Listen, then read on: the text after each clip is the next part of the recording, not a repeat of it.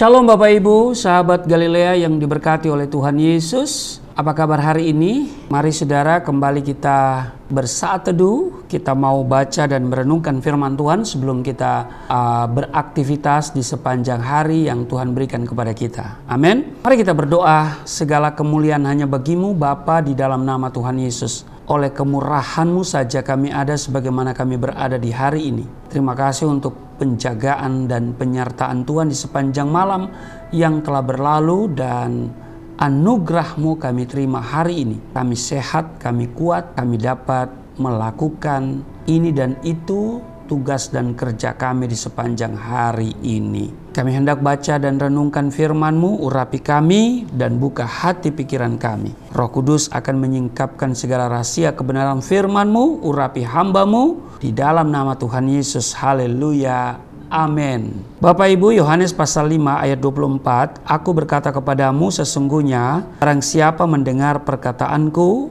dan percaya kepada Dia yang mengutus aku, ia mempunyai hidup yang kekal dan tidak turut dihukum, sebab ia sudah pindah dari dalam maut ke dalam hidup. Ayat 25, Aku berkata kepadamu sesungguhnya saatnya akan tiba dan sudah tiba bahwa orang-orang mati akan mendengar suara Anak Allah dan mereka akan mendengarnya akan hidup. Ayat 26, sebab sama seperti Bapa mempunyai hidup dalam dirinya sendiri, demikian juga diberikannya Anak mempunyai hidup dalam dirinya sendiri. Dan ia telah memberikan kuasa kepadanya untuk menghakimi karena ia adalah Anak manusia. Janganlah kamu heran akan hal itu, sebab saatnya akan tiba bahwa semua orang yang di dalam kuburan akan mendengar suaranya. Dan mereka yang telah berbuat baik akan keluar dan bangkit untuk hidup yang kekal. Tetapi mereka yang telah berbuat jahat akan bangkit untuk dihukum. Ayat 30, Aku tidak dapat berbuat apa-apa dari diriku sendiri. Aku menghakimi sesuai dengan apa yang aku dengar, dan penghakimanku adil. Sebab aku tidak menuruti kehendakku sendiri, melainkan kehendak Dia yang mengutus aku. Kalau aku bersaksi tentang diriku sendiri, maka kesaksianku itu tidak benar. Ayat 32, Ada yang lain yang bersaksi tentang aku, dan aku tahu bahwa kesaksian yang diberikannya tentang aku adalah benar. Kamu telah mengirim utusan kepada Yohanes, dan ia telah bersaksi tentang kebenaran. Tetapi aku tidak memerlukan kesaksian dari manusia, namun aku mengatakan hal ini supaya kamu diselamatkan. Ia adalah pelita yang menyala dan yang bercahaya, dan kamu hanya mau menikmati seketika saja cahayanya itu. Ayat 36, Tetapi aku mempunyai suatu kesaksian yang lebih penting daripada kesaksian Yohanes, yaitu segala pekerjaan yang diserahkan Bapa kepadaku, supaya aku melaksanakannya. Pekerjaan itu juga yang kukerjakan sekarang. Dan itulah yang memberi kesaksian tentang aku, bahwa Bapa yang mengutus aku. Bapa yang mengutus aku, Dialah yang bersaksi tentang aku. Kamu tidak pernah mendengar suaranya, rupanya pun tidak pernah kamu lihat, dan firman-Nya tidak menetap di dalam dirimu, sebab kamu tidak percaya kepada Dia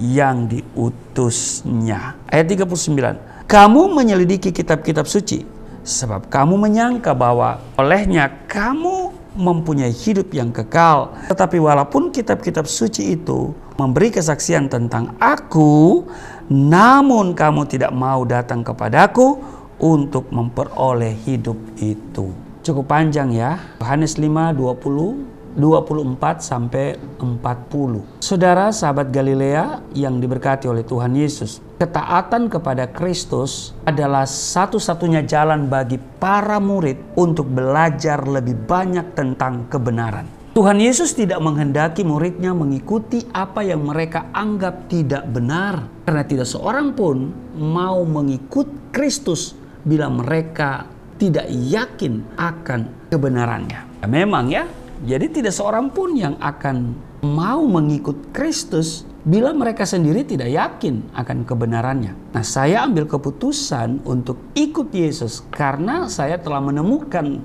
kebenaran di dalam Alkitab. Ya, saya tidak pernah ragu lagi dan saya yakin, seyakin-yakinnya tentang kebenaran di dalam Alkitab. Sebab di dalam Roma pasal 1, 16 dan 17 saya simpulkan dalam satu kalimat pendek, Injil adalah kebenaran dan kekuatan Allah yang menyelamatkan. Amin. Nah, Yesus berkata begini di dalam Yohanes 7 ayat 16, 17 dan 18. Ajaranku tidak berasal dari diriku sendiri, tetapi dari Dia yang telah mengutus aku. Barang siapa mau melakukan kehendaknya, ia akan tahu entah ajaranku ini berasal dari Allah, entah aku berkata-kata dari diriku sendiri. Barang siapa berkata-kata dari dirinya sendiri, ia mencari hormat bagi dirinya sendiri. Tetapi barang siapa mencari hormat bagi Dia yang mengutusnya, ia benar dan tidak ada ketidakbenaran padanya.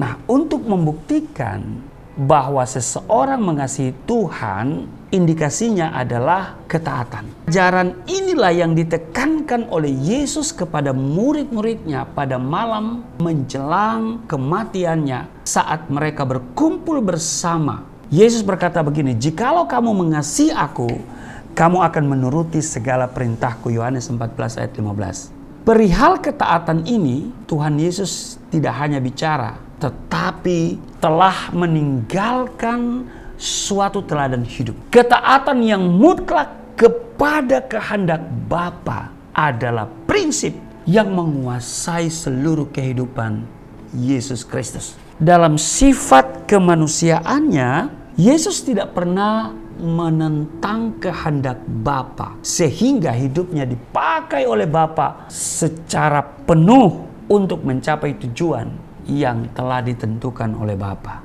Salib merupakan puncak kemenangan dari ketaatan Yesus karena ini menunjukkan Dia melakukan kehendak Bapa.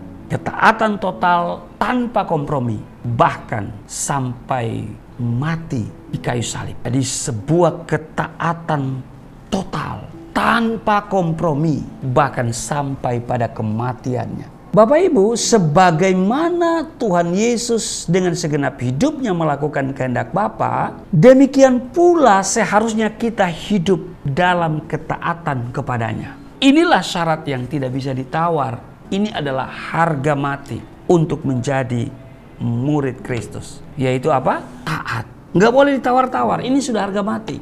Sekalipun ini berarti kita harus meninggalkan segala sesuatu yang kita cintai. Karena tanpa ketaatan hidup, kita tidak akan dikenan oleh Tuhan. Karena itu di Yohanes pasalnya yang keempat, pada ayat yang ke-34, makananku ialah melakukan kehendak Dia yang mengutus aku dan menyelesaikan pekerjaannya. Mari saudara, kita berlomba semakin giat melakukan apa yang Tuhan telah amanatkan kepada kita. Memberitakan Injil, baik atau tidak baik keadaannya, diminta atau tidak diminta. Amin. Karena sasaran memberitakan Injil adalah kabar baik, yaitu keselamatan jiwa-jiwa. Amin. Mari Bapak Ibu, sahabat Galilea yang diberkati oleh Tuhan Yesus, kita belajar dari ketaatan Kristus. Amin.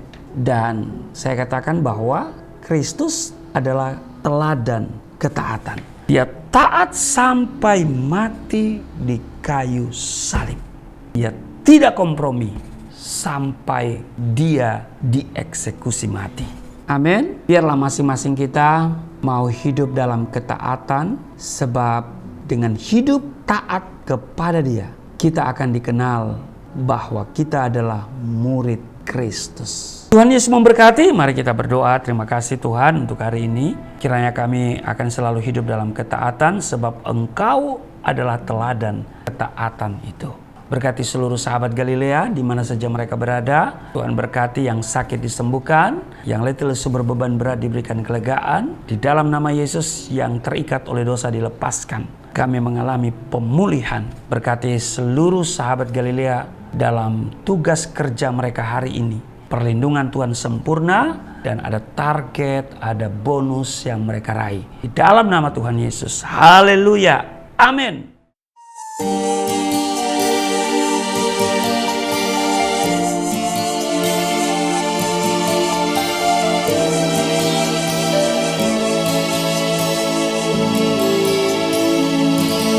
Bapa kami yang di surga, dimuliakanlah nama-Mu. Datanglah kerajaan, jadilah kehendak-Mu di bumi seperti di surga.